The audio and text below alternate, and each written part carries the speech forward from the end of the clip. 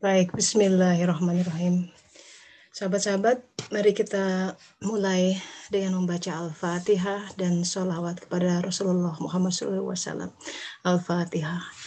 Auzubillahiminasyaitonirrajim. Bismillahirrahmanirrahim. Alhamdulillahirrabbilalamin. Ar-Rahmanirrahim. Maliki yaumiddin. Iyyaka na'budu wa iyyaka nasta'in. Ihdinas syiratal mustaqim. Syiratal ladzina an'amta 'alaihim ghairil maghdubi 'alaihim waladdallin. Amin. Allahumma sholli ala sayyidina Muhammad wa ala ali sayyidina Muhammad. Semoga salawat dan salam tercurah senantiasa bagi junjungan kita Nabi Muhammad SAW. Kita sholawat dengan sholawat yang kita coba sekhusuk mungkin ya, tapi menyadari keterbatasan ilmu dan lain sebagainya, kita berusaha meraih keutamaan sholawat. Dalam hadis dikatakan kalau kita sholawat sekali, dibalasnya 10 kali dengan kualitas sholawat Rasulullah Muhammad SAW. Dan Allah pun bersholawat kepada kita. Nggak kebayang kan gimana rasanya dibalas sedemikian rupa. Al-Fatihah, sahabat-sahabat, adalah kitab, umul kitab. Jadi dia pembuka di dalam Al-Quran. 7 ayat. Dan surat berikutnya dari Al-Quran, mulai dari Al-Baqarah sampai dengan An-Nas, adalah mengulang-ulang tentang Al-Fatihah. Jadi Al-Fatihah adalah umul kitab, kitab induk. Ayat-ayat berikutnya adalah Kitabul Mubin, kitab penjelas dari 7 ayat. Maka Rasulullah mengatakan Al-Quran adalah 7 ayat yang diulang-ulang. Di mana diulang-ulangnya? Nah, di situ yang membutuhkan akal, pendalaman, kegigihan untuk belajar, tidak sekedar dibaca Arabnya sampai tidak tahu apa artinya gitu. Jadi wajib buat kita seorang muslim dalam kesempatan hidup ini mumpung masih ada nafas untuk mendalami Al-Quran sebisa mungkin. Dan itu yang kita coba lakukan, ya, sebutir debu upaya untuk mendekati Al-Quran. Kita mulai kajian suluk udah 6 tahun lalu, hampir 7 tahun ya, 2016 kan kita mulai, alhamdulillah. Setiap minggu gitu ya, kecuali kalau lagi liburan anak-anak sekolah mungkin. Kita coba satu ayat, explore, satu ayat explore. Kita coba buka konkordansi, ayat yang sama, kata yang sama, di ayat yang lain bermakna apa. Jadi kita mencoba membuka kitab Al-Quran, kita mencoba lihat paralelnya dengan kitab yang ada dalam diri. Seperti apa makna keterbukaan sebuah laut. Seperti Musa dibukakan lautan. Gitu. Jadi kitab kauniyah, kitab alamnya adalah fenomena dibuka lautan. Tapi di dalam juga ada yang terjadi. Nah, apa itu? Itu harusnya mulai bisa melihat ada jejak-jejak Quran di dalam setiap takdir kehidupan kita perlahan-lahan. Dengannya hidup menjadi lebih bermakna. Dengannya kita menjadi lebih mengagungkan dan lebih melihat betapa benar Quran ini adalah mukjizat terbesar Rasulullah Muhammad SAW. Itu kan kita udah hafal dari SD ya, mukjizat terbesar Rasulullah, Al-Quran, hafal cangkem. Tapi di mana buktinya gitu bahwa ini mukjizat terbesar? Toh sebagian orang melihat, enggak, Musa lebih gede mukjizatnya, dia bisa membelah lautan. Tuh. Nabi Isa bisa menghidupkan orang mati. Al-Quran apa hebatnya? Kalau anak kita nanya begitu, kan harus bisa dijawab dengan rasio akal mereka. Jadi itu adalah sebuah discovery, hal yang mesti kita buktikan sendiri. Jadi insya Allah kita akan terus berniat mempelajari ini Al-Quran, menggali setiap ayatnya dengan memohon pertolongan Allah Ta'ala. Karena dikatakan tidak bisa mendekatinya gitu, illal mutahharun dalam Al-Quran, kecuali yang disucikan. Hati terutama hati. Tentu sebelum itu kita lebih baik wudu gitu ya. Ritual saya sebelum Memulai ini adalah wudhu, sholat, duha gitu. Dan memohon kepada Allah Ta'ala supaya dia mengambil alih. Gitu. Sebisa mungkin gitu ya. Saya tahu keterbatasan diri saya. Jadi ketika ya ilmu datang, itu adalah sebuah pemahaman yang datang, yang terbukakan, sungguh tidak ada selain Allah Ta'ala. La haula wa la quwata illa billah. Jadi dan kita butuh untuk terus memperdalam tentang ilmu, tentang kehidupan. Karena jiwa itu hausnya cuma satu, tentang Allah Ta'ala, tentang siapa dia. Dan dia hanya ada kerinduan untuk ma'rifatullah, kembali kepadanya. Makanya jiwa itu makin dia bangun, dia cerdas, karena setiap takdir adalah datang dari yang maha tinggi, Allah Ta'ala. Makanya kalau karakter jiwa, dia tidak akan rapuh menghadapi kehidupan. Kalau jiwanya bangkit ya, dia tidak rapuh menghadapi kehidupan, dia tough, dia tidak akan mengeluh, karena dia melihat segala sesuatu dari sang pecinta, sang cintanya. Seperti orang jatuh cinta, semua enak gitu, semua mengagumkan. Nah, sekarang berarti pertanyaannya, ketika kita masih terseret-seret menghadapi takdir kehidupan, fenomenanya bisa macam-macam, sahabat-sahabat. Dibikin anak kita begini, begitu, pasangan begini, begitu. Allah punya 1001 cara yang membuat kita mentok nih akal pikiran, what to do gitu, sampai nggak tahu mesti gimana. Itu adalah ruang fakir. Itu hari raya tuh buat seorang yang beriman. And that's when Allah ingin memperkenalkan dirinya. Gini loh caranya, gini. Aku ajarin langsung, gini. Jadi jangan takut kalau menghadapi sebuah kesempitan, sebuah kondisi yang nggak tahu mesti gimana gitu ya, gaib, ya. Duit nggak tahu dari mana ini bayar si teteh sekolah misalnya. Hal-hal seperti itu adalah seperti di hadapan laut, di belakang ada Firaun ngejar, mepet gitu, waduh mati nih gue gitu kan. Atau waduh nggak bisa bayar kontrakan misal. You name it, sesuatu yang secara logika habis sudah. Toh Allah punya jalan. Nah mestinya dari kisah Musa kita belajar juga untuk percaya kepada hal yang gaib. Bukan maksudnya klinik, gaib itu ya kita nggak bisa lihat dengan panca indera ini, tapi Rasulullah berkata begini, salah satu tanda zuhud adalah orang yang zuhud ya, orang yang hatinya berjarak dengan dunia. Kalau mau tes hati kita masih berjarak atau terlalu dekat atau bahkan melekat dengan dunia, sahabat-sahabat, kalau hati itu dia hanya punya tempat buat satu. Jadi kursinya cuma satu. Kalau dunia lagi duduk, mesti akhirat nggak ada. Allah nggak ada. Jadi kalau dia masih cinta dunia, jelas Allah nomor sekian. Tanda zuhud adalah salah satunya ya, dia lebih percaya kepada rezeki yang ada di tangan Allah dibanding rezeki yang di tangannya. Rezeki yang ada, yang Allah siapkan, kita tidak bisa melihat dibanding saldo di rekening kita, dibanding deposito kita, dibanding pekerjaan kita yang katanya gajinya bagus. Kan kita nggak tahu, one day bisa pergi begitu aja. Tabungan bisa dihack orang, hilang. Nyimpen di bank, banknya likuidasi, duitnya nggak balik, banyak kejadian. Kita merasa, wah punya duit, Allah bikin gampang hilang. Nah, begitu itu tidak ada, orang bisa gila, saking melekatnya. Dan kadang kita diuji dengan kehilangan-kehilangan. Kalau dalam bahasa Al-Quran adalah kekurangan buah-buahan, gitu ya. Diuji dengan kelaparan, kekurangan, kesempitan. Dan itu adalah niscaya. So learn from perjalanan kisah Musa dan kaumnya, Bani Israel ini, bahwa yang namanya perjalanan, yang namanya suluk, kan ini kajian suluk soalnya. Suluk kan perjalanan ya, menempuh sesuatu. Secara umum petanya adalah dari negeri Mesir menuju Kanaan. Di situ ada Baitullah, yaitu Baitul Maqdis, Yerusalem, the Promised Land. Itu adalah seruan sebenarnya buat kita. Ini kisahnya sejarah sih dulu, iya, tapi Quran bukan sekedar berita sejarah, bukan sekedar buku sejarah. Ini kitab suci.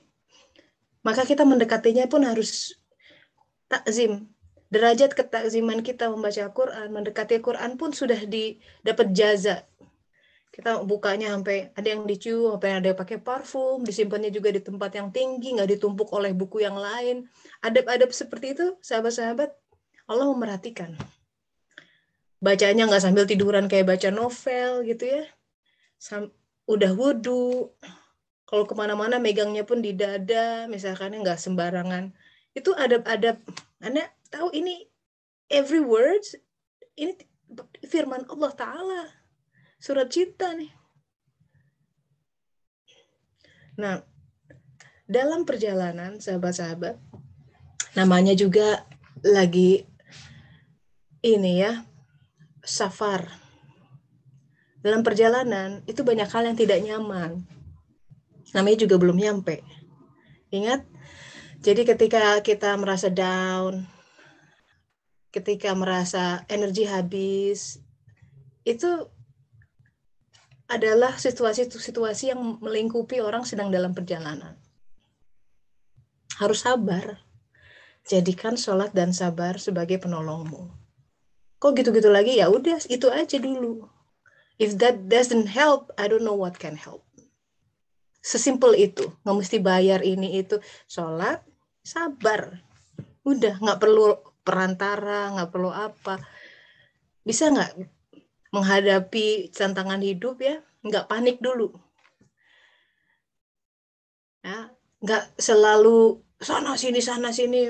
Wah, ingin berusaha apa ya?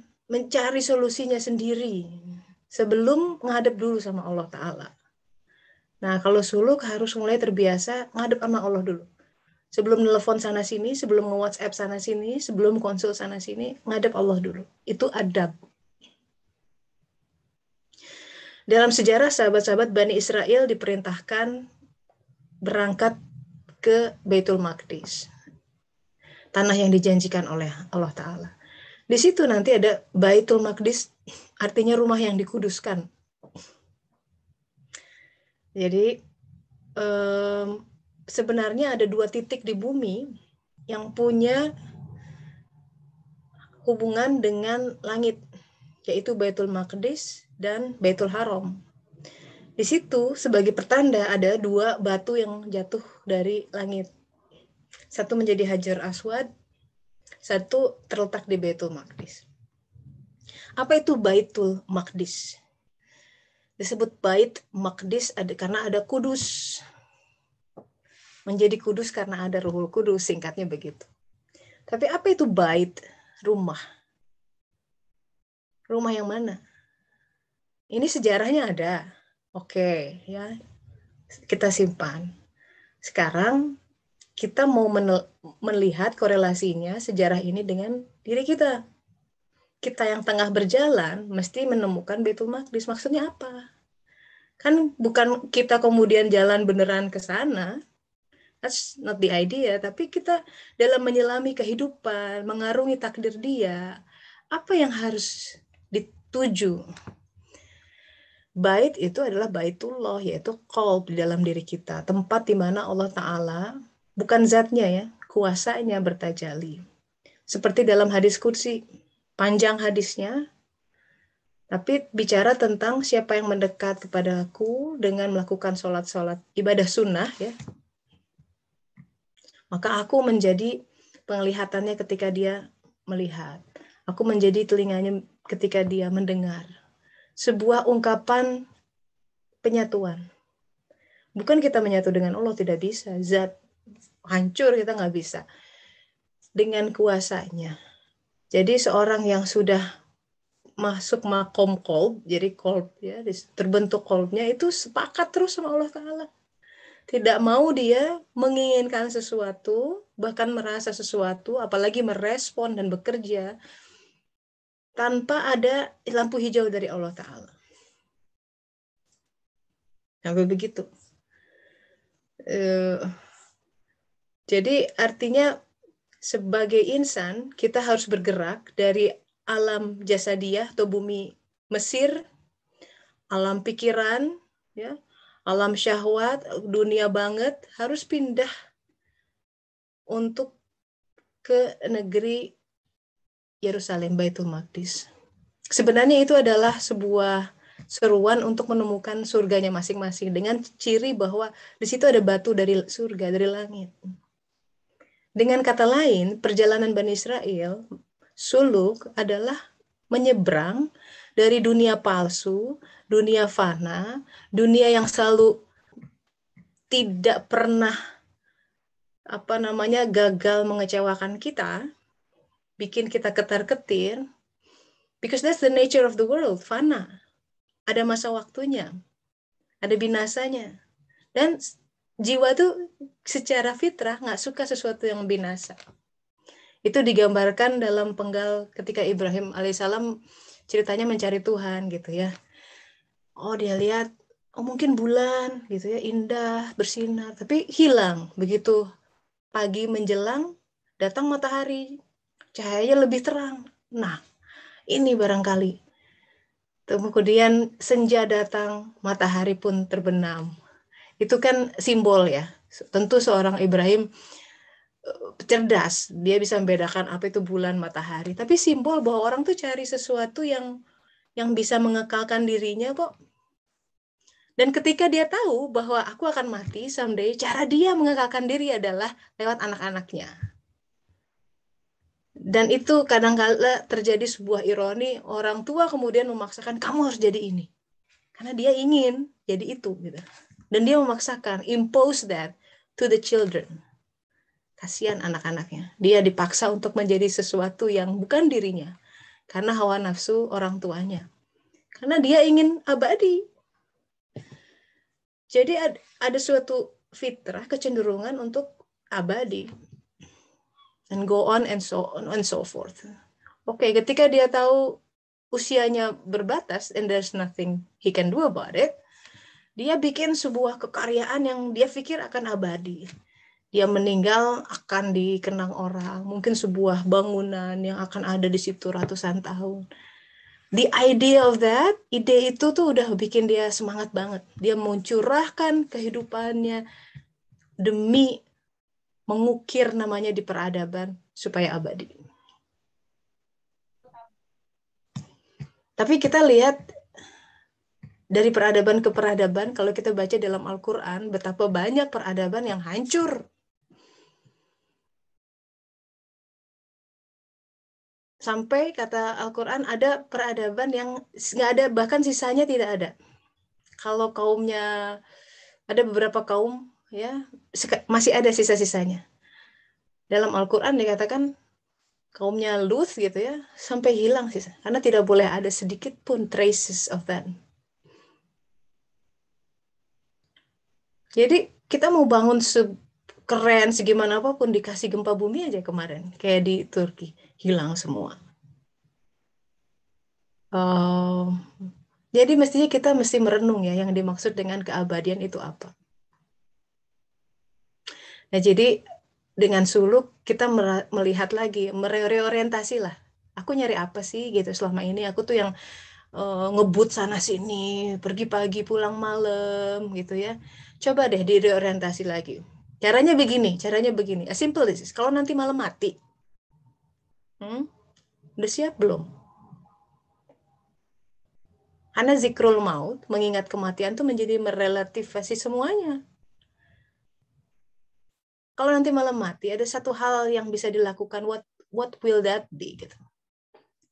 Yang kira-kira bisa menyelamatkan kita, melanjutkan kita, secure our position di alam nanti.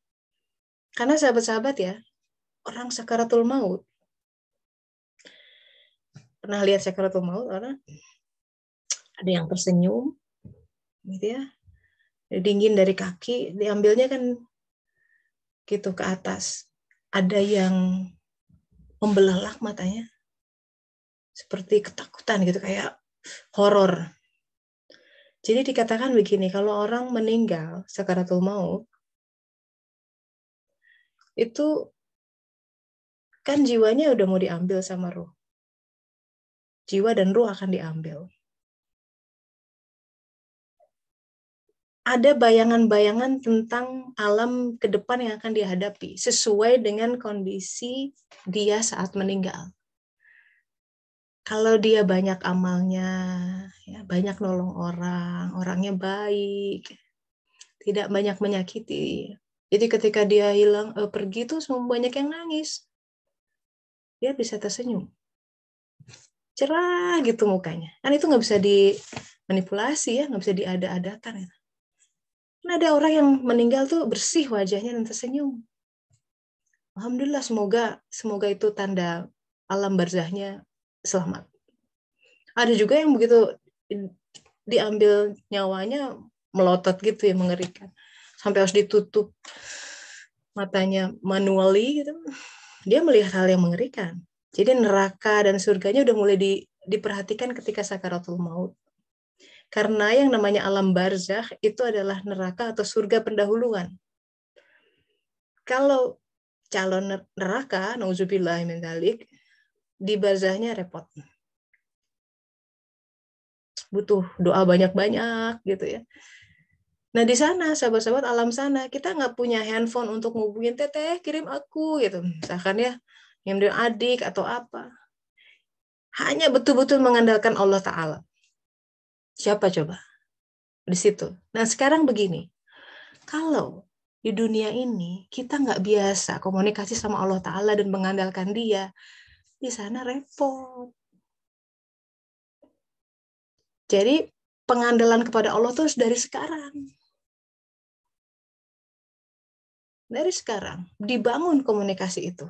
Si jiwa mulai bangun, mulai bisa membaca tandanya. Ya, dalam Al-Quran dikatakan seburuk-buruk makhluk itu orang yang ya diberi qalb tapi tidak berakal dengan itu. Jadi ada entitas lain, qalb, yang harus diaktifasi. Nah ini yang dimaksud dengan perjalanan bahwa Bani Israel itu harus masuk ke Korea. Korea itu qalb, menemukan Baitul Maqdis. Jadi kita diperintahkan untuk mengaktifasi qalb kita. Di dalam jasad kita itu ada pikiran, syahwat, hawa nafsu. Itu bawaan dari jasad. Tapi 120 hari kita tuh punya jiwa. Ditiupkan bersama ruh. 120 hari mingle. Tapi begitu jiwa masuk, dia berhadapan dengan jasad yang masih janin. Nggak bisa apa-apa. Jiwanya cerdas. Jasadnya begitu lahir cuman bilang bah. Dan dia menunggu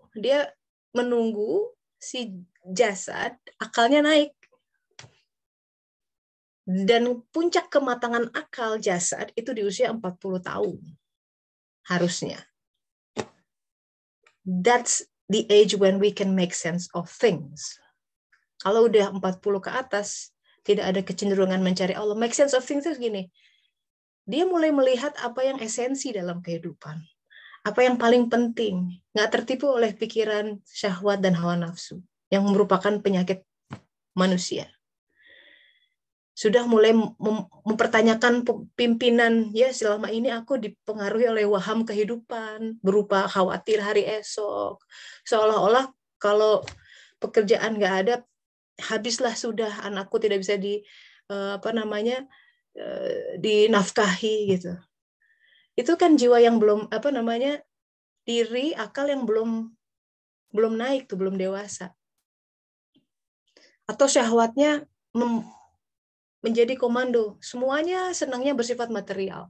Tentang yang bermerek lah, ini terus. Atau hawa nafsunya sangat berkembang. Kehormatan, harga diri. Takut dikatakan miskin.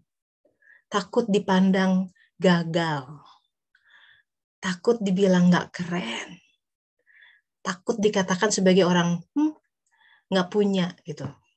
Takut kalau dipandang sebagai orang yang nggak mampu. Jadi egonya digesek aja tuh kartu kredit, utangnya numpuk, nauzubillah, besar pasak daripada tiang. Dia menggali lubang sendiri. Itu orang yang Nauzubillah, ya di dunia jasadiahnya kelabakan. Nah, sekarang suluk itu membawa, lo bangun. Ada yang namanya dunia qalb. Jangan hanya sibuk sama itu. Tanya, siapa Tuhan kita sekarang? Karena setiap manusia itu akan diatur oleh hal yang sangat bercabang-cabang di dalam dirinya. Sahabat-sahabat, yang namanya din, agama, as-sholatu imaduddin, ya kan? Awaludin ma'rifatullah, kita bicara tentang din, agama, kayak udah hatam gitu ya. Di mana sih letaknya agama itu? Agama itu letaknya di qalb. Din itu letaknya di qalb.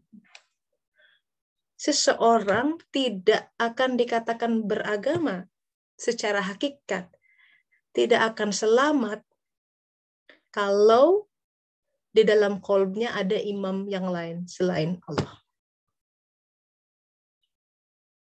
Sekali lagi, seseorang tidak akan dikatakan selamat dan menegakkan din selama dia masih berimam kepada sesuatu selain Allah. Selama masih ada sesuatu selain Allah yang mengendalikan dia, yang mendominasi, yang membuat dia berbuat atau mengambil keputusan. Makanya seruannya adalah mukhlishina lahuddin, mengikhlaskan din kita. Jadi ini kembali lagi ke qalb. Ini, jadi benar tuh, doa Agim bilang ada manajemen qalbu. Ya, itu bicara tentang qalb. Oke, supaya kita lihat Al-Qur'annya ya. Auzubillahi minasyaitonirrajim. Ini seruannya dari Allah Ta'ala. Bismillahirrahmanirrahim. Ingatlah ketika kami berfirman, masukilah negeri ini, Baitul Maqdis. Lalu makanlah dengan nikmat yang ada di sana. And here is the hint. Ini ya, kalau kita baca terjemahannya agak misleading. Saya baca terjemahannya. Masukilah pintu gerbangnya sambil membungkuk. Sambil membungkuk. Kebayang ya, masuki pintu gerbang sambil membungkuk gitu. Mungkin kayak orang Jepang gitu, membungkuk. Tapi sahabat-sahabat, kalau kita lihat teks Arabnya, kita lihat nih. Wadkhulul bab gitu. Jadi masukilah pintu gerbang al-bab. Wadkhulul bab sujada. Sujada. Teks aslinya bilang sujada. Sujada itu sujud. Mungkin sang penerjemah masuki pintu gerbang sambil sujud. Maksudnya ngesor gitu, menggelosor. Mungkin dia nggak kebayang kan secara rasional. Memasukilah pintu gerbangnya sambil sujud. Gimana? Tapi teksnya sujada. Nah ini hati-hati, salah satu contoh kalau cuma baca terjemahan nggak kena. Bisa miss. Karena kata utamanya adalah sujud. Jadi ini kita cerita tentang kalau mau masuk ke qalb, masukilah harus bersujud. And that makes sense dibanding membungkuk. Sujud itu posisi yang paling disukai, paling dekat antara seseorang dengan Allah Ta'ala kan. Dikatakan kalau kamu sholat gitu,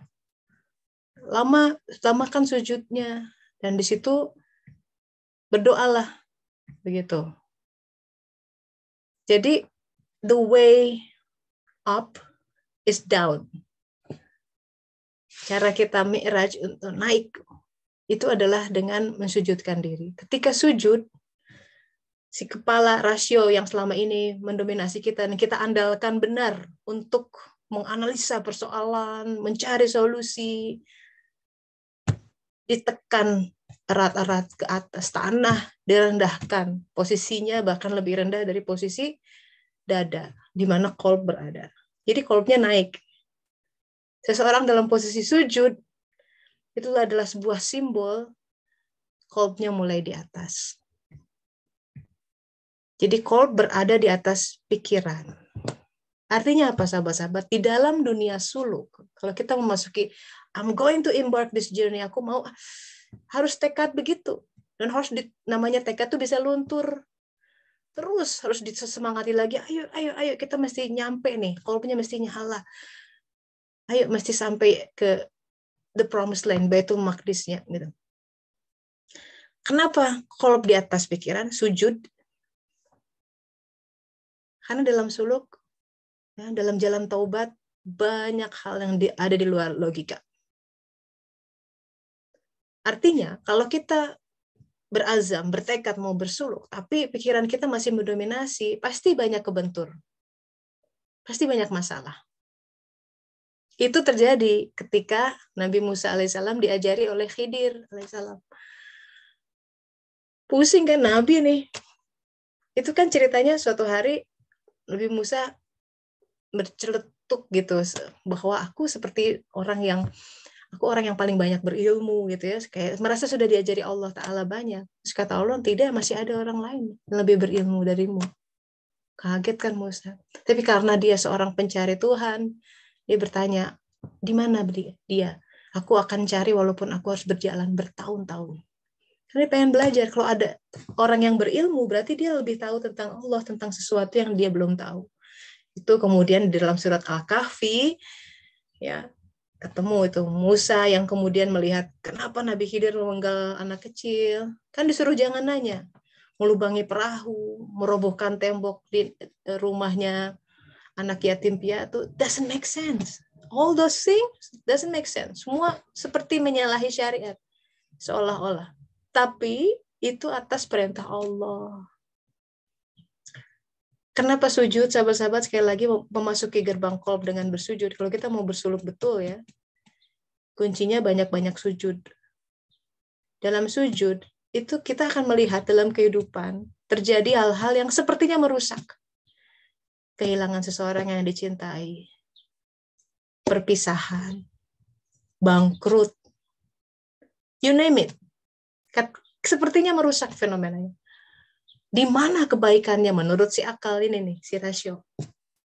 Makanya jangan cuma dipikir-pikir di sini, pecah, nggak akan kena. Dalam suluk, we learn to activate your heart.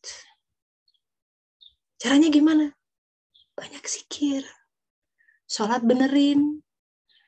Sebisa mungkin di awal waktu, karena itu hal yang paling Allah cintai. Bahkan nomor pertama sebelum jihad fisabilillah. Bisa nggak? Kalau kita janjian sama rektor, bos aja, on time-nya bahkan 15 menit sebelumnya udah nongkrong. Kenapa kalau sama Tuhan semesta alam, hare-hare kalau kata orang Sunda ya, asal-asalan. Kan kita nggak butuh banget sebenarnya kan sama Tuhan begitu. Berarti, nah Allah akan cenderung sesuai dengan penyikapan kita. Kita mendekat satu langkah, dia sedepak. Kita mendekat, berjalan, dia berlari. Dengan kata lain, yang menghalangi rezeki, inspirasi, karunia-Nya turun ya kita. Kita yang masih nengok kiri kanan, masih tenggelam di dalam permainan dunia. Dan itu kadang kita nggak sadar. Karena waham kita, enggak kok aku zikirnya banyak, I'm good, I'm soleh. Tapi kemudian nanti suka diuji. Kehilangan ini, itu. Dikurangi aja. Ya, dibikin sempit dikit, hati deg-degan. Nah, level gemetarnya hati itu menunjukkan bahwa, oh ya Allah selama ini itu menjadi Tuhanku. Kenapa? Karena dia demikian mendominasi kita. Nah, so, kita sampai sini dulu. It's a time for sharing session. Silakan sahabat-sahabat. Ini bicara tentang masuk ke kolb. Ya. Silakan langsung di unmute. Yos. How are you?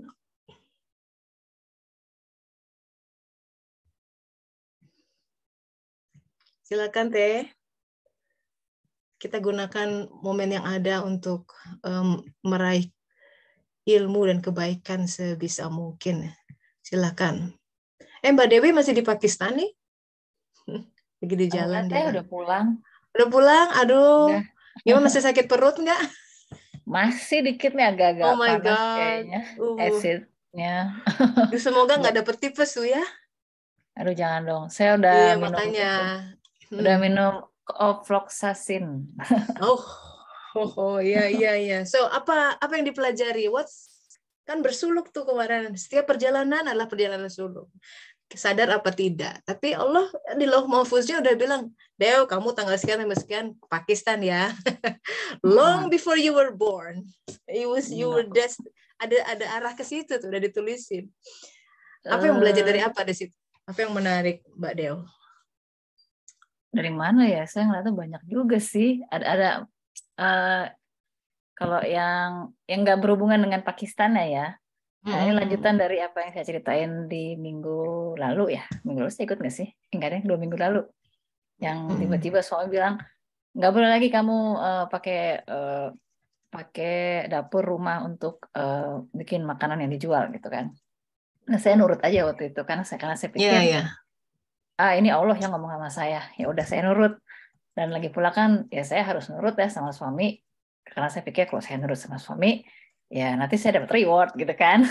Sebagai istri gitu. Ya udah. And it's true. Jadi dalam perjalanan setelah itu kan saya ke Pakistan beberapa hari kemudian. Terus saya berpikir, masa sih nggak ada cara untuk memproduksi tapi dengan cara yang legal gitu ya, dengan cara yang secara higienis terjamin dan kemudian saya tidak akan dapat masalah gitu kan. Saya searching aja, ternyata ada kira-kira 1,5 jam dari tempat tinggal saya itu ternyata ada yang namanya kalau di sini disebutnya cuisine professionnel partagée. Jadi ya itu apa sih isinya? Khusus untuk dapur profesional, untuk memasak. Dapur profesional yang co-working. Co-working kan ada co-working place. Ada kantor co-working. Tapi ini dapur profesional untuk co-working. Jadi orang-orang yang pengusaha UMKM yang nggak punya dapur profesional, nggak punya ini sendiri bisa menyewa gitu. Saya lihat ini biar paham nih, karena kan standar di Prancis tinggi banget ya. Jadi kalau mau memproduksi makanan itu ada standar tertentu, ya. Standar higienis. Betul kan? Kalau di Indonesia kan kompornya di bawah bisa ya, nggak ada becek. Kalau itu benar-benar terjamin higienitasnya dan segala macam. Bahkan mereka punya alat untuk sterilisasi dan pasteurisasi gitu. Ya kan? Terus itu jadi membuat saya mungkin Allah ngarahin saya ke sini, mungkin saya jadi nanti akan diberi ide untuk memproduksi makanan tertentu yang bisa saya produksi di situ. Nanti kalau saya udah bisa paham, nanti saya bisa tinggal hitung lah nanti bagaimana modalnya dan produknya apa. Dan itu related dengan apa yang terjadi ketika saya sampai di Pakistan, ya kan? We got food poison gitu. Iya. Betapa rendahnya higienik, betul. Betapa rendahnya standar higienis di sana. Bahkan ketika makan di hotel pun, ya kebetulan hotel yang kita datangi ini bukan hotel international chain ya, jadi hotel lokal gitu. Walaupun kita lihat orang-orang di restorannya itu mereka pakai penutup kepala kayak hairnet gitu dan segala macam, tetap aja mereka ada yang miss gitu. Jadi ketika kita makan salad, itu salahnya kita udah tahu salad lagi kan, kita nggak tahu itu mungkin ada salmonella di situ. Exactly. Saya punya teman orang-orang India itu pada nggak mau makan salad karena mereka I don't know nyucinya ya kan, air apa, jadi dari generasi ke generasi itu kamu bakal sakit kalau makan selak karena kontaminasi air entah yang mencuci dan lain sebagainya. Beneran.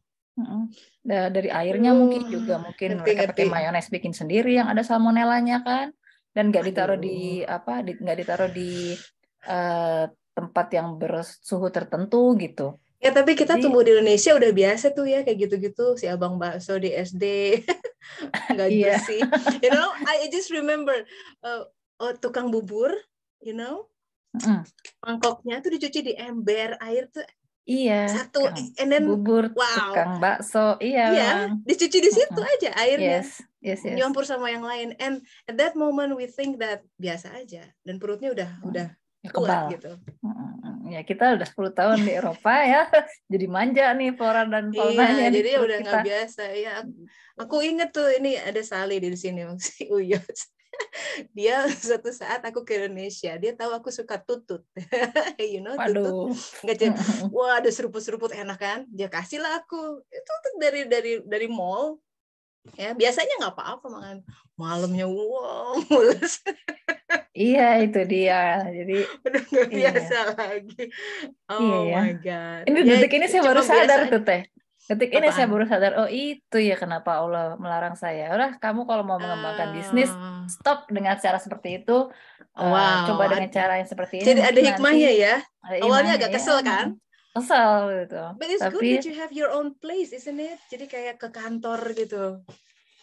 iya. Sejam Jadi daripada saya pakai rumah saya sendiri, atau mungkin saya harus nyewa tempat yang mahal, ini ada tempat yang co-working, dan itu saya dapatnya itu ketika saya Google, saya dapat dari website ini apa di sini namanya itu Chambre de Métiers et Artisanal, itu semacam institusi pemerintah yang apa ya menaungi UMKM, kayak kalau mungkin di Jakarta itu Jakpreneur gitu ya, kayak gitu. Gitu Jadi ya. Itu kata ada Della di Indonesia juga ada dapur umum untuk UMKM. bagus Jadi itu. yang mau dapat sertifikat halal dapurnya harus profesional. It's good ya. Iya. Memang Kata Mbak Tini di Paris juga banyak bagus. tuh kayak gitu. Di Paris memang lebih banyak Teh, karena saya di kota kecil, ya di desa kecil lah, emang 5 jam jauh dari Paris, jadi saya nyari-nyari.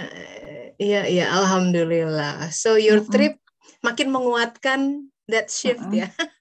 Jadi itu kan sebelum pergi ke Pakistan tuh kejadiannya. Sebelum perginya ya, saya kan? ngambek dulu sama suami kan, aduh gimana nih kalau ngambek lebih lanjut, kita baru mau berangkat lagi.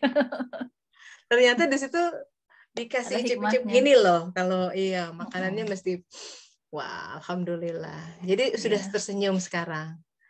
Udah dong, tinggal nih meringis dikit nih, sisa-sisa lah asam lambung, kira-kira minum apa ya Teh? Iya. Udah istirahat dulu deh, masih jet lag mungkin juga. Ya.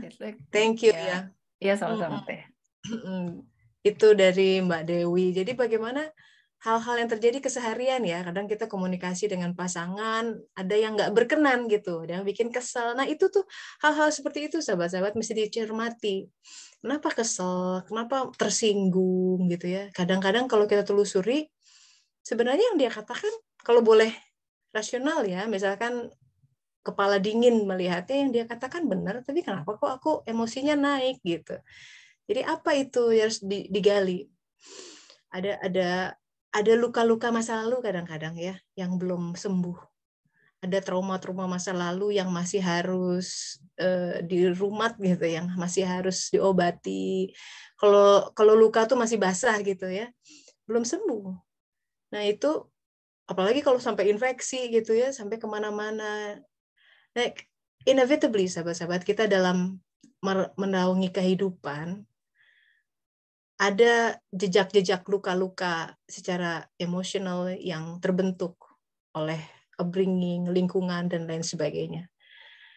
Luka di mana kita belum sempat memproses itu dengan baik, dan kita bawa berlari gitu. Nah, kadang Allah memperhatikan lagi, mengingatkan kita tentang itu, karena bagaimanapun sebenarnya Allah tidak mau melukai seseorang, tidak ada. Tidak akan menzalimi bahkan sezarah pun nggak ada. Tapi ketika kenyataannya dia terluka, apa yang terjadi di sana? Ada gap. Kolbnya belum teraktivasi ya. Si pikirannya cannot comprehend gitu, nggak bisa memproses itu semua. Kadang dia nggak mau menghadapi itu, kemudian udah menyibukkan diri dengan apa. Tapi tidak dihadapi, tidak disembuhkan. Kadang orang cenderung mencari pelarian. So they don't feel pain.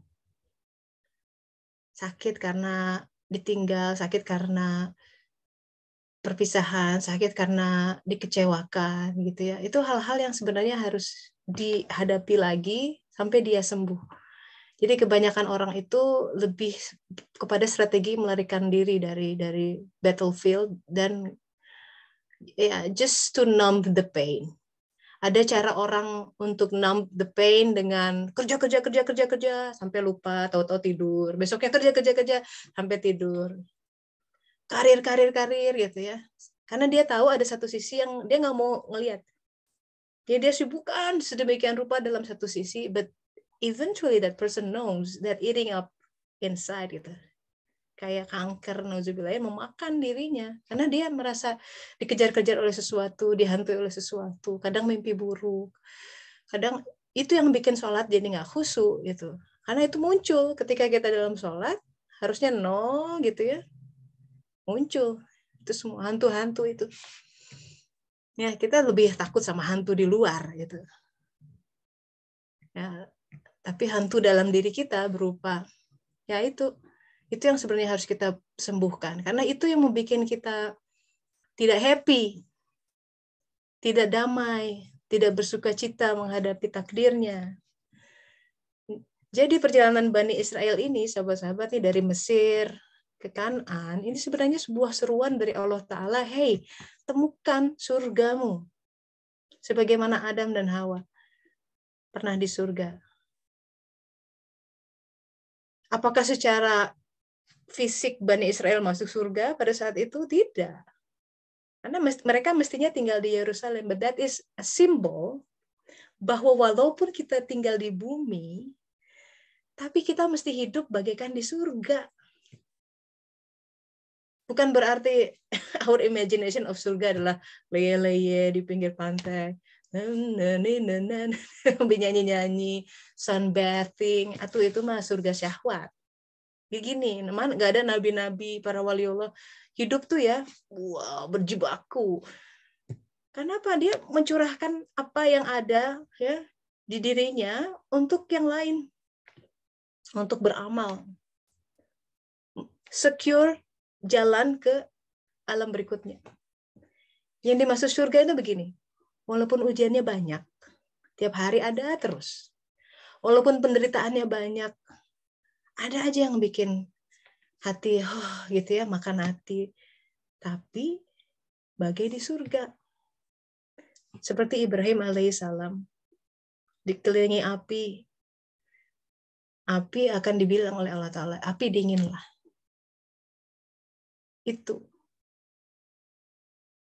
Makanya begitu masuk ke pintu gerbang Baitul Maqdis atau Baitullah, dalam bahasa Alkitab itu Betel gitu ya. Apa yang disuruh dikatakan pada Bani Israel? Bebaskan kami, freed us.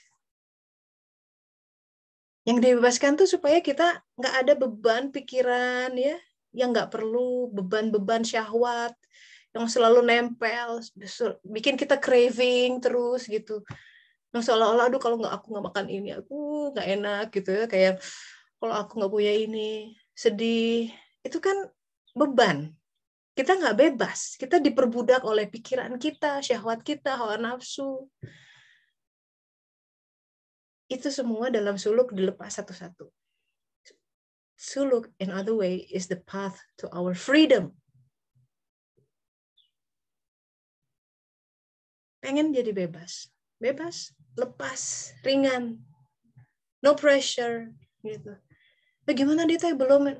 Dan ya, so what, I try, I do my best. Tapi kalau nggak bisa, gimana tuh yang lain udah gini, udah ya biar aja, itu kan orang lain. Aku adalah aku. So you have to be pede gitu dengan dirimu. Jadi kita dan orang lain itu dua entitas yang berbeda. Biarin yang lain, si itu udah nikah, udah dapat kerjaan ini, udah dapat posisi ini. Ya monggo, alhamdulillah, I'm happy for you. But I'm happy with where I am. I'm happy with what I am gitu. I am enough. Kalau kita merasa hidup kita cukup, today, this moment, dan kita akan berjalan dari saat ke saat ya. And that's the ultimate freedom. Jadi yang bikin kita tersiksa itu terlalu banyak keinginan, pikiran yang bercabang-cabang, terlalu jelimet kayak Medusa gitu. Itu jadi beban dalam kehidupan. Aduh aku salah ya, gini. Terus merenungi, meratapi nasib barijeng, kehidupan akan begitu terus. Nah, kita tuh sahabat-sahabat harus bebas dari beban-beban yang unnecessary, nggak perlu banget. Itu sesuatu yang tidak hak. Nah, kita harus mengingat bahwa itu adalah neraka-neraka kehidupan. Hanya ketika kita berjalan dalam sebuah jalan yang bukan urusan kita, bukan jati diri kita, beban kehidupan itu akan makin menghimpit dan merasa. Makanya dikatakan Rasulullah SAW, setiap orang dimudahkan untuk apa dia dicipta. Terima aja. Alhamdulillah ya Allah, saya bagiannya adalah ngurus anak-anak, titik. Aku akan jalani. Alhamdulillah ya Allah, aku bagiannya ngurus kucing. Aku jalani. You name it.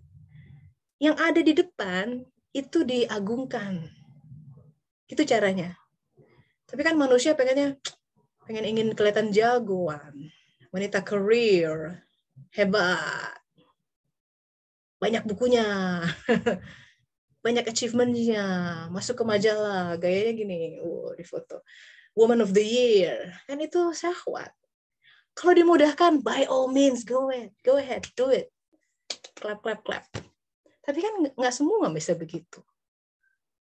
Kan nggak mungkin ngotot-ngototan. Jadi, sahabat-sahabat, yang namanya bahagia itu udah nggak kemana-mana. Di titik, di bumi di mana kita berpijak, we have to find that source, spring of happiness. Kalau enggak, sholatnya belum tegak. Zikirnya belum lurus. Wallahu alam. Teh Yan, silakan terakhir deh. Mangga Teh. Ya, assalamualaikum Teh. Waalaikumsalam. Sedikit sharing testimoni aja mengenai yang tadi membiasakan diri berkomunikasi dengan Allah supaya nanti di barzahnya juga dimudahkan insya Allah. Jadi ada satu nasihat dari Teh Tessa yang saya pegang betul di awal pagi itu, yang doa Rasulullah yang menyerahkan segala sesuatunya kepada Allah dan tidak menyerahkan kepada diri sendiri gitu. Testimoni dari saya itu ya setelah dijalankan setiap harinya gitu Teh, itu dalam menjalani hari itu pilihan yang Allah hadirkan itu dikerucutkan gitu. Gimana contohnya?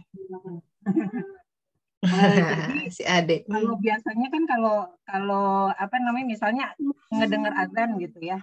Kemudian pilihannya adalah sholat sekarang atau masak dulu atau nyuci jemur baju dulu atau gimana. Nah, kalau sekarang dikerucutkan aja gitu. Jadi Allah and other thing gitu. Pilihannya cuma itu aja, Allah atau yang lain itu aja. Nah, begitu saya pilih Allah, itu kedepannya makin dimudahkan lagi. Masya Allah. Untuk kecil itu dalam berwudu ya Teh. Tiba-tiba Allah hadirkan gitu. Gosok gigi enggak? Setiap wudu itu. Gosok gigi enggak? Terus saya itu kan pilihannya kalau gosok gigi Allah suka. Ya, sunnah. Rasulullah ajarkan kan. Betul. Kalau nggak gosok gigi juga toh nggak apa-apa. Sebenarnya nggak apa-apa. Sebenarnya ya. Juga. Tapi saat itu pilih Allah gitu. Gosok gigi. Kemudian di kejadian walaupun agak sedikit repot ya, extra effort kan. Iya. Tapi buat Allah. Ya, betul. Yang penting I'm sure Allah gonna love it. Terus begitu ini baju kayaknya tadi kotor. Apa namanya? Tapi nggak najis, which is okay, mau sholat juga. Tapi ganti baju atau enggak gitu kan? Kalau saya ganti, Allah must be more happy. So I just change my clothes. Nah itu yang kecil-kecil kayak gitu kan. Definitely, yes. Kedekatan dengan Allah tuh betul-betul kerasa jadinya. Iya. Makin dimudahkan. Itu aja sih testimoninya. Semoga alhamdulillah inspirasi ya buat ini teman-teman menjalankan juga. Gitu. Amin. Ya itu Allah juga yang menginspirasikan itu. Ingat ya, ketika kita punya keinginan untuk mendekat kepada Allah, ketika kita tiba-tiba, ya Allah aku rindu padamu, you know, the beginning, awalnya adalah karena dia rindu kita duluan. Kita makhluk tanpa entitas yang nggak bisa tiba-tiba merindui sesuatu. Daya itu muncul karena kita ketarik oleh sang perindu. And that's what make it beautiful. Jadi hal-hal kecil seperti itu ya, itu diawasi tuh. Aku juga punya ini tuh, biasanya kalau bangun tidur kan langsung ngecek HP. Terutama WhatsApp, takutnya ada berita apa dari Indonesia apa. Tapi aku pikir-pikir, kok aku kayak kan aku bangun tidur tuh berdoa alhamdulillahilladzi ahyan. Terima kasih Allah masih dikasih usia. Terus lihat HP kayaknya agak kurang beradab. Jadi aku sudah membiasakan nggak ngecek HP dulu. Wudu, sholat, yang lain bisa nunggu. Dan semoga Allah melihat itu sebagai upaya I put you first, gitu. You're my priority. Nanti setelah itu saya lihat yang lain. Nah, hal seperti itu semoga menjadi sebuah, ya kadang ya jangan salah loh, hal-hal kecil yang kita anggap kecil tuh bisa melontarkan kita terhadap ya sebuah karunia tertentu yang kita beyond our imagination. Kan kita ingin dekat ya, kita ingin dekat dengan dia, tapi nggak tahu gimana caranya. Lewat hal-hal seperti itu. Jadi tangga ke langit itu sahabat-sahabat nggak jauh. It's around us, sesuatu yang sangat dekat. Ya, dengan bismillah. Kita mau masuk mobil nih ya. Jangan langsung nyalain ring, langsung maju, jangan. Masuk sebelum start gitu ya. Mursyid saya tuh sebelum start berhenti dulu. Kayak mau makan, doa. Bismillah. 10 detik. Bismillah. Nyetirnya lebih enak. Dilindungi. Kalau nggak nabrak kan ditabrak. Begitu. Atau nggak mogok. Ada aja namanya perjalanan tuh resiko. Ya kita bersuluk nih berjalan, resikonya banyak. Bisa kecelakaan dari kiri, kanan, depan, belakang. Jadi biasakan jeda itu ya sebelum mulai kerja nih. Di depan laptop pagi-pagi. Jangan langsung ring buka. Bismillah sebentar. Bismillahirrahmanirrahim. Itu penghulu doa tuh. 1, 2, 3 detik. Bismillahirrahmanirrahim. Ngambil kopi nih panas. Bismillahirrahmanirrahim. Bismillah. Bismillah. Semua hal. Bismillah. Kalau udah terbiasa, biasakan itu jadi karakter. Itu yang kita menyeru-nyeru Allah, memanggil-manggil. Supaya nanti di alam barzah kita sendiri udah biasa manggil Allah, jadi nyaring. Udah, deket. Kita nggak akan feel alone. Bahkan mulai dari sini. The reason we feel lonely because kita nggak sadar kehadirannya ada, while dia selalu ada, lebih dekat dari urat nadi. So, yes, please, kembali kepadanya dengan sukacita. Semoga kita bisa mulai mengaktifkan qalb. Ingat memasuki bab ya. Kota itu dimasuki dengan sujud. Jadi banyak-banyak sujud, sahabat-sahabat. Selain sujud secara fisik, dalam bentuk sholat, hati juga harus sujud. Jangan terlalu mengagungkan dan mengandalkan pikiran. Harus dipakai, namanya rasional harus dipakai. Tapi dalam suluk, remember, banyak hal yang di luar dugaan. Rasio bilang 1 + 1 2, ya diajarin begitu. Di ilmu Allah 1 + 1 bisa 700. Bisa minus 1000. Kita nggak tahu. Nah, memang ketidaktahuan itu menjadi karakteristik pejalan. Kan dalam surat Al-Baqarah, ayat-ayat awal dikatakan harus beriman kepada yang gaib. Ya, kalau orang beriman, itu kedamaiannya adalah ketika dia menyandarkan kepada Allah Ta'ala. Begitu. Semoga kita digolongkan menjadi hamba-hambanya yang kembali dengan tenang, nafsu mutmainnah ya. Semoga bermanfaat juga sharing hari ini. Kita tutup dengan doa akhir majelis ya. Subhanaka Allahumma wa bihamdika asyhadu an la ilaha illa anta astaghfiruka wa atubu ilaik. Alhamdulillahirabbil alamin.